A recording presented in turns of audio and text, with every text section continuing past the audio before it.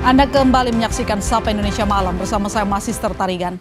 Saudara, Presiden Prabowo memerintahkan anggaran 2025 dihemat hingga 306,6 triliun rupiah. Pemanfaatan anggaran diharapkan efektif dan efisien untuk kepentingan rakyat.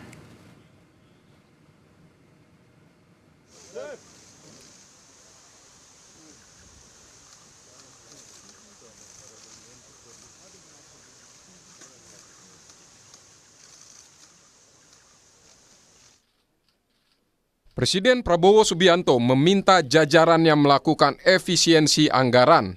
Penghematan anggaran diperlukan untuk membiayai program-program prioritas pemerintahan Prabowo Gibran. Keinginan Presiden ini tertuang dalam Instruksi Presiden Nomor 1 Tahun 2025. Dalam Inpres tersebut, Presiden menargetkan penghematan anggaran baik di pusat maupun daerah di 2025 mencapai 306,6 triliun rupiah lebih. Dalam Inpres, Presiden Prabowo juga memerintahkan membatasi belanja untuk kegiatan yang bersifat seremonial, kajian, studi banding, dan seminar atau focus group discussion. Presiden Prabowo juga meminta biaya perjalanan dinas pejabat dipangkas hingga 50%. Menurut Presiden Prabowo, dengan memangkas anggaran perjalanan dinas bisa menghemat 20 triliun lebih. Prabowo menyebut anggaran yang dihemat bisa digunakan untuk memperbaiki puluhan ribu sekolah.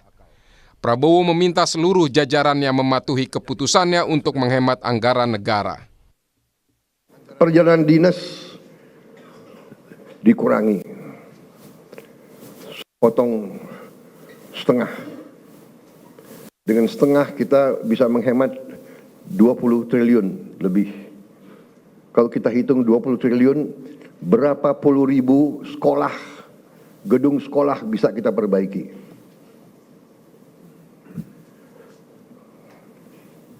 Jadi saya katakan benar-benar bahwa saya sangat serius dalam hal ini. Saya minta loyalitas semua menteri, semua kepala badan untuk patuh dalam hal ini. Ya. Dan saya terima kasih kepada tim keuangan yang telah menjalankan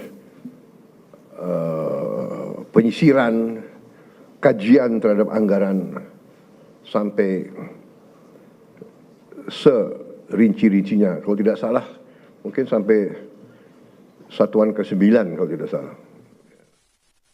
Menteri Keuangan Sri Mulyani menyebut langkah penghematan anggaran atas instruksi Presiden tak akan mengubah postur APBN.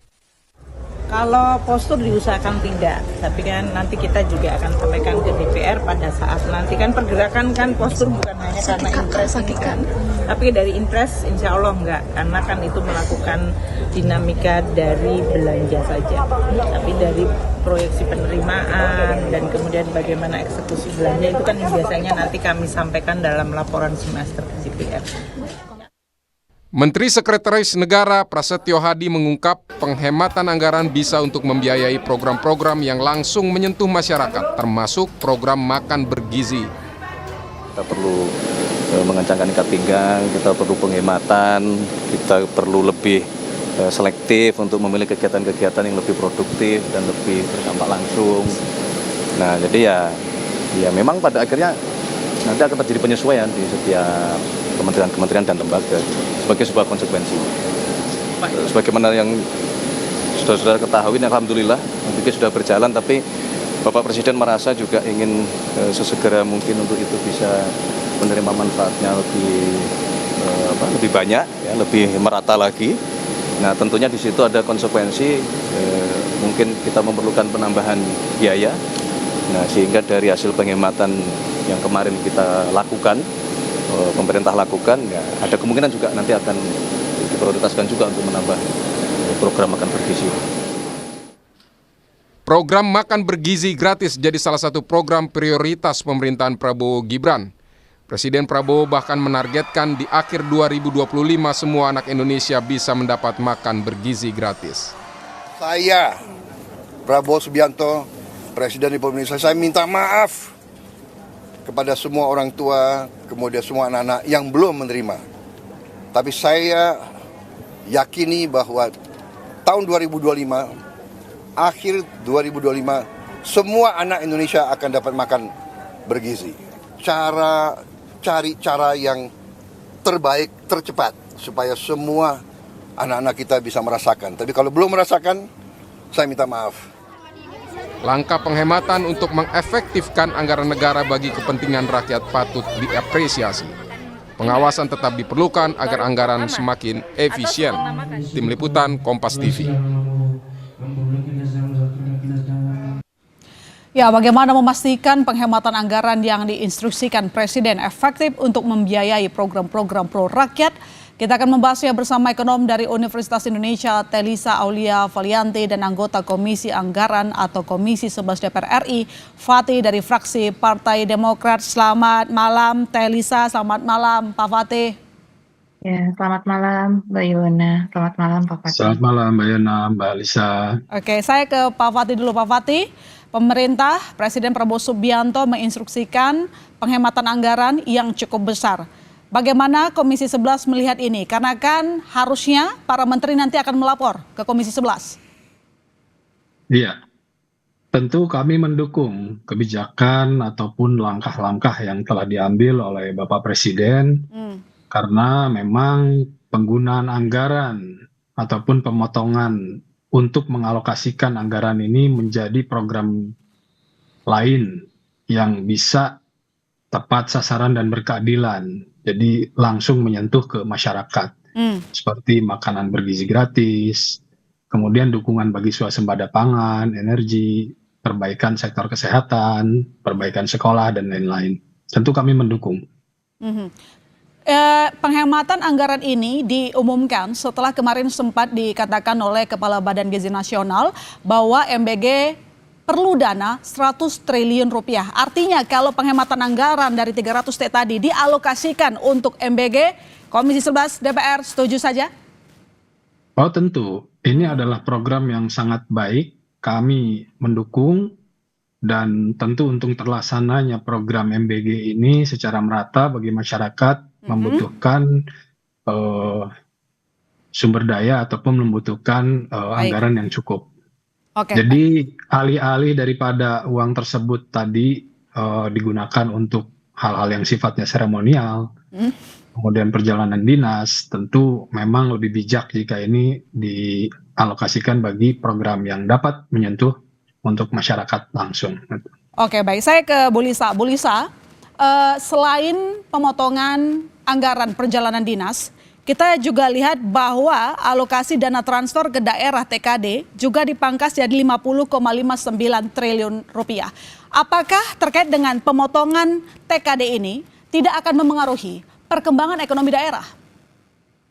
Ya, tentu akan ada dampaknya ya. Tetapi tadi dengan adanya program-program yang diharapkan bisa mendorong langsung kepada rakyat, diharapkan mungkin neto efeknya tetap positif. Jadi artinya ada pengurangan karena memang kemarin kan banyak sekali ya analisis bahwa efektivitas belanja daerah itu juga masih menjadi masalah karena banyak dana mengendap di BPD ya. Banyak sekali. Jadi dari daerah sendiri kapasitas penyerapan anggarannya tuh memang beberapa daerah ya dan banyak daerah itu belum optimal. Nah, sehingga ini direalokasi seperti itu. Jadi sebenarnya ketika daerah itu mungkin belum menyerap secara optimal, ketika itu direalokasi seharusnya bisa memberikan dampak yang positif. Nah, tetapi tadi ada mungkin bagian-bagian dari yang belanja, tadi tergantung yang mana yang nanti akan berdampak ya, apa yang akan dipotong ya dari pemotongan transfer daerah itu, terus kegiatan apa yang akan dipotong. Nah, itu mungkin yang akan mempengaruhi kegiatan ekonomi di daerah. Tapi basicnya sebetulnya harus dihitung-hitung ya realokasinya itu seperti apa sehingga nanti kita bisa membuat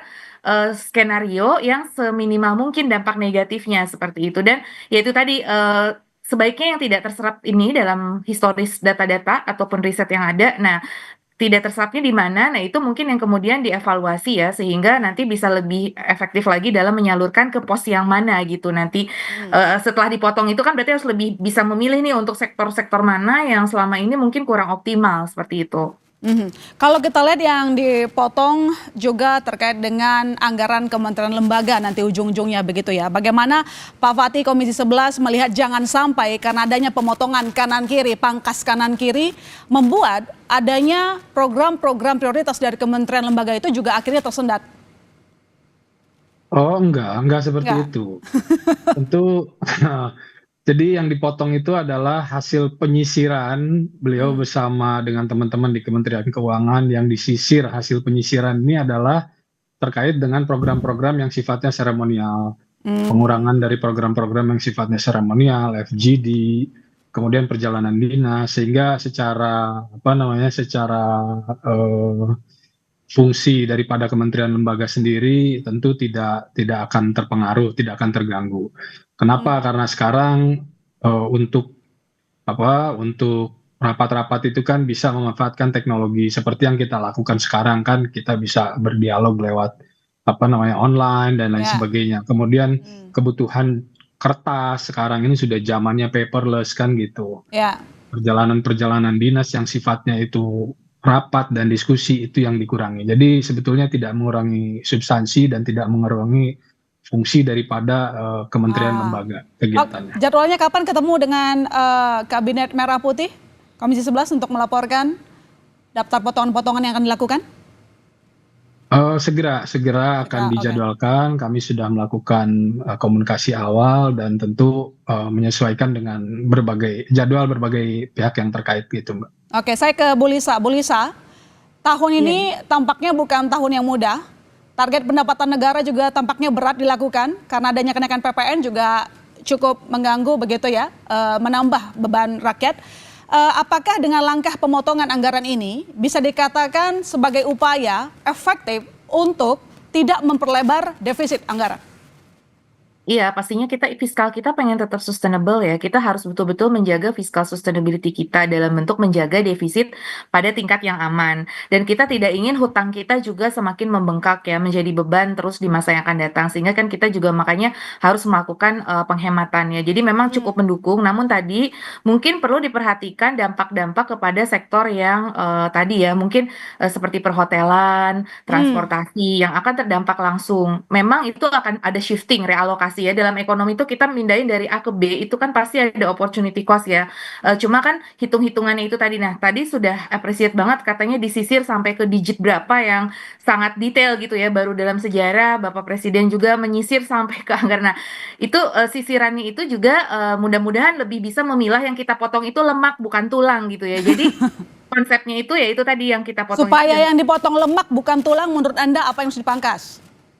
Ya, jadi ya itu tadi pemborosan-pemborosan yang memang kan kadang kita tadi ya acara-acara seremonial. Nah, tapi kalau untuk acara penelitian mungkin harus hati-hati juga ya, karena saya kan dari dunia akademik yang research juga ya. Jadi mungkin research yang mana yang tetap diperlukan oleh negara ya. Kadang-kadang kan ada policy research yang memang betul-betul dibutuhkan ya. Misalkan untuk urgensi dan sebagainya itu tetap menurut saya itu tetap diperlukan. Jadi artinya memotong-motongnya itu harus betul-betul hati-hati gitu ya. Dan dampaknya tadi nanti untuk impact ke sektor-sektor yang terdampak langsung itu juga harus ada semacam mungkin dipikirkan mitigasi resiko-resikonya ya. Di ke sektor perhotelan, hotel-hotel di daerah kan sekarang banyak mengeluh ya, mereka dibatalkan semua jalan apa itu ya, terus travel agent dan lain sebagainya.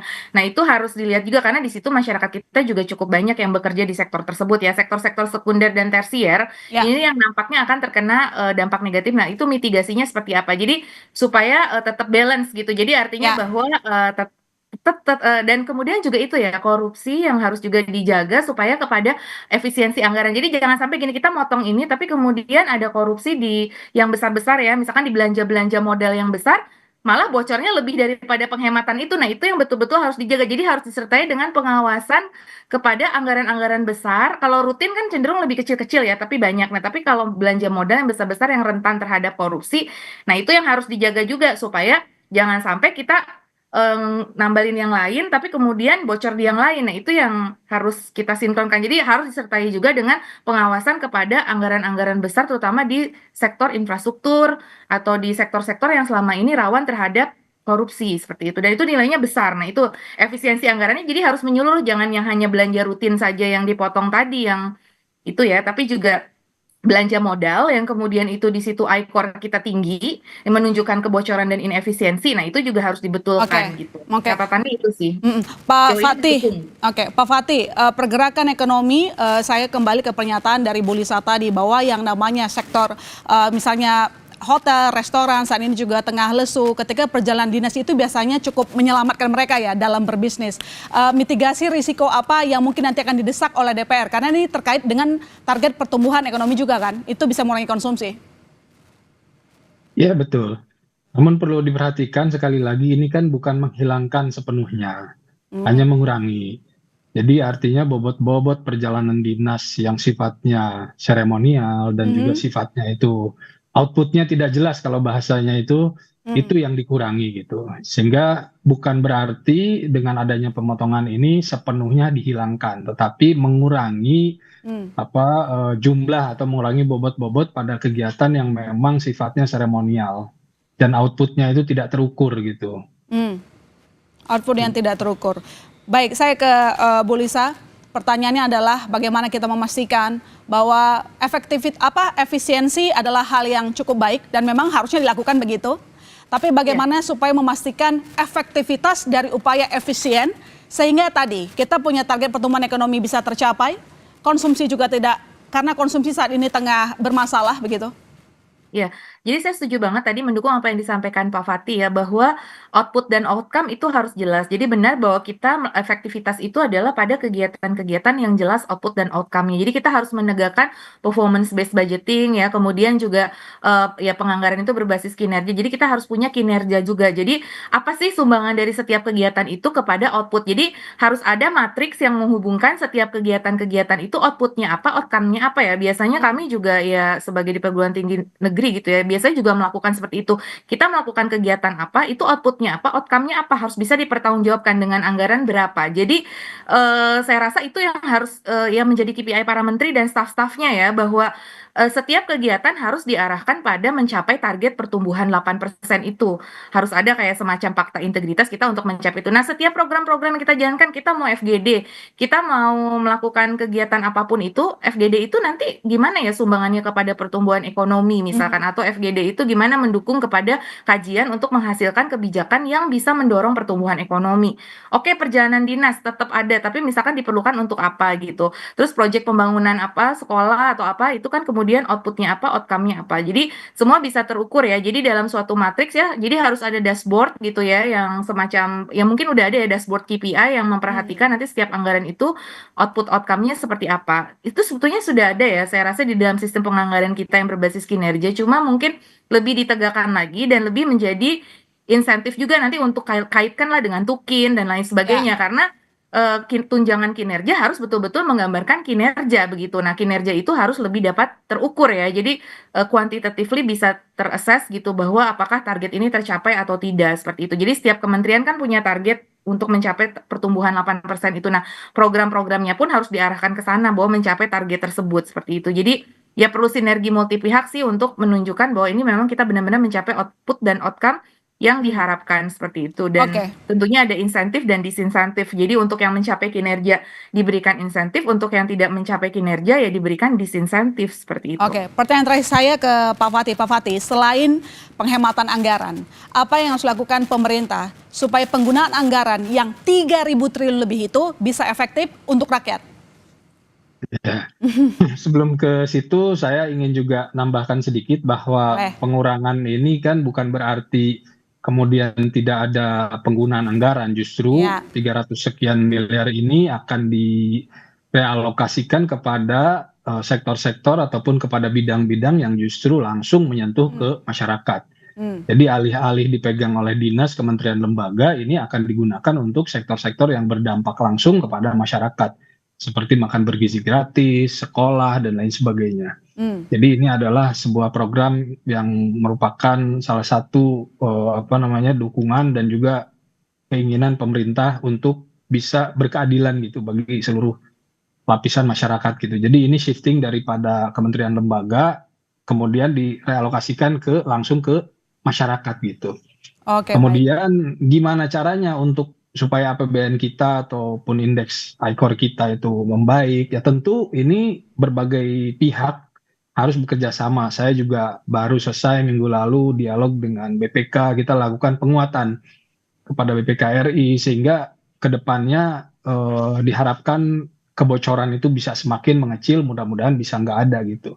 Salah satunya dengan penguatan teknologi, penguatan pemeriksaan teknologi, dan juga memberikan edukasi kepada kementerian lembaga, kepada pimpinan daerah gitu, bahwa pentingnya melakukan monitoring, senantiasa melakukan evaluasi, dan mari kita jaga bersama gitu. Ya. Gitu. Harapan kita bersama, anggaran yang ada digunakan sebijaksana mungkin. Terima kasih Pak Fatih, terima kasih Bu Lisa telah bergabung di Sapa Indonesia Malam. Terima kasih.